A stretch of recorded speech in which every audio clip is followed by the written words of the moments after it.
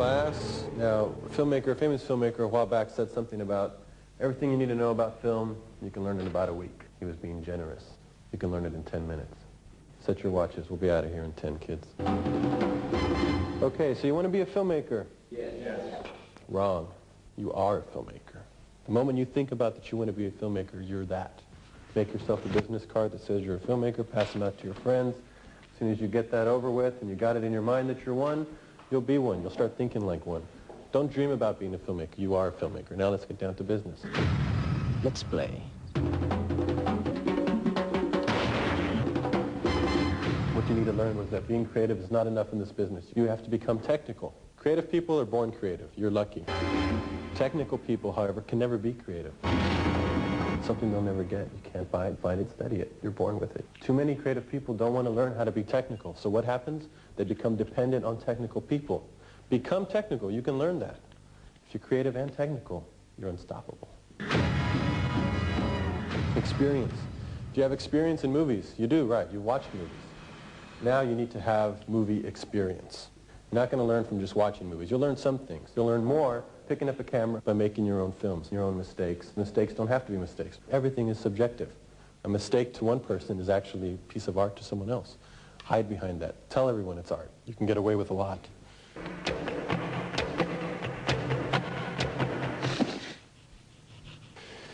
Start with a screenplay. Does anyone here know how to write?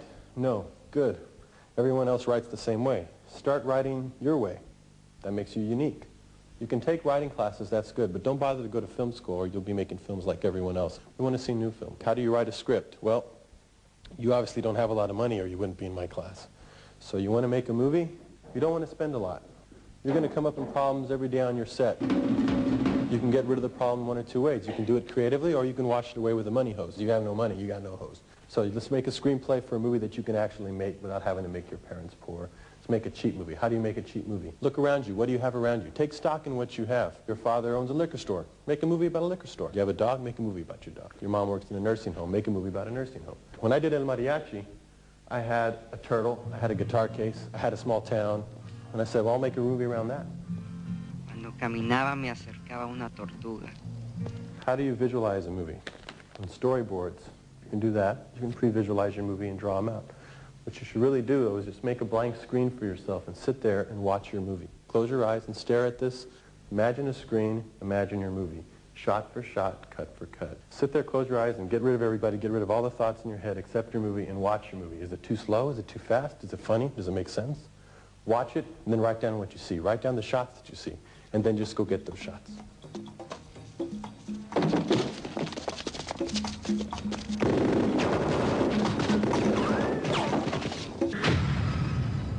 Equipment. Okay, let's go to equipment. The worse the better. You don't want anything too fancy. Remember, this is your first movie. You're not Spielberg yet. I used this one for El Mariachi. Almost the same one. This is a 16M. I used a 16S, but this is exactly what I had. It helped me move fast because it was light. It was very noisy, so I had to do the sound in a wacky way. But this thing here would cost you about $2,000. Don't spend that kind of money. Find some monkey who owns one. I found somebody who had one of these sitting around. He wasn't using it. I borrowed it from him. I shot my own movie. Look, this is a nice stand. It's a very solid stand. You know what's going to happen? The camera's going to stay on the stand. You're going to just keep it there because it's so nice. Meaning your movie's going to look stiff. Take it off of there, sit in a wheelchair, push yourself around, get some energy in your film. That's the great thing about first films is they have so much life and so much energy. Big productions can't even duplicate that energy because they've got too good a stand. They've got too much crew and everything's really smooth and polished and it's lifeless. Add life to your film by getting rid of the fancy stuff. Too good, too heavy, too good. Just use your hands. Better.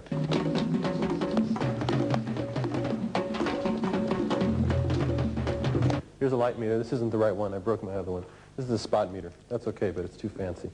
You just need one with a little white dome on it. Point it to your subject. Read the light. Look at the number on your light meter. Remember, the light meter's your friend. Feed that into the lens and the iris, and then you're set. You can start shooting.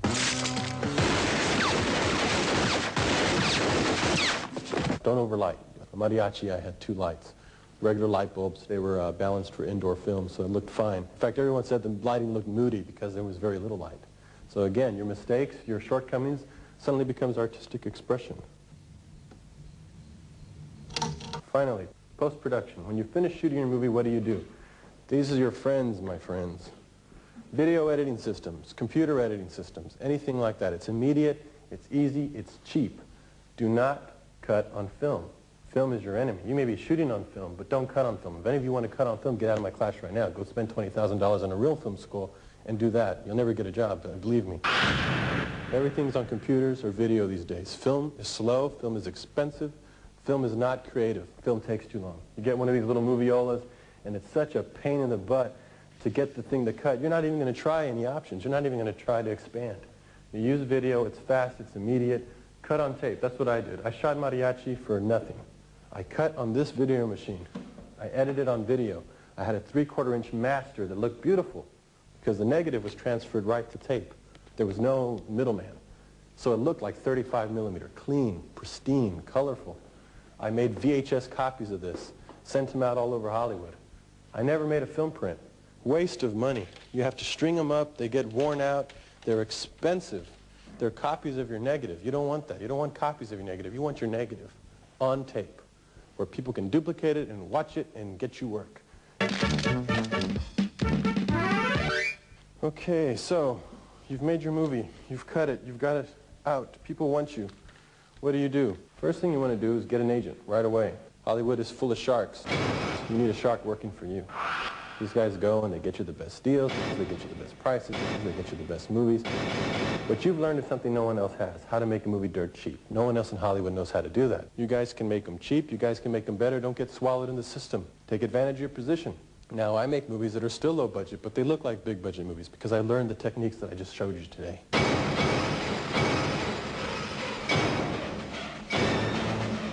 So what you want to do is go into Hollywood, make lower budget movies, do whatever kind of movie you want. They'll look big. They'll give you more freedom, more money, final cut, make your own posters, and that's where you want to be. If you make a big budget movie, don't be fooled. Money doesn't get you anything. Suddenly you're working for somebody. Suddenly they'll start telling you what actors to put in your movie because they're spending so much money, they have to make a lot of money back. If you keep your budgets low, you don't have to make back that kind of money. It helps to have money, but it's not everything. What it is power, though. The more money you make in that town, the more people respect you, the more freedom you get.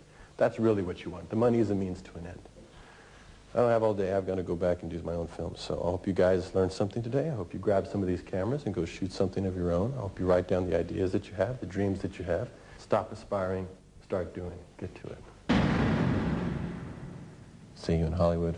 Be scary.